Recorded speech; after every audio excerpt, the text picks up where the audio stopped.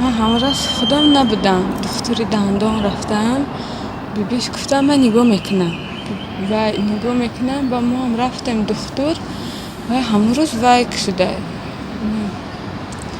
چی دختر امکش همسایه من خیلی نزدیک اگزمی میبیاد دخانی هم دوام بیرون ده دخانی هم امکش ده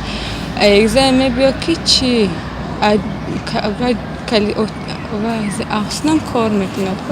کلیتاش دخانی خشتمان هم کلیتی هم میگیرد این گودکا قفا هوای میره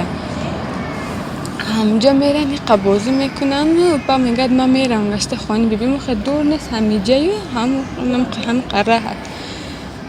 با چی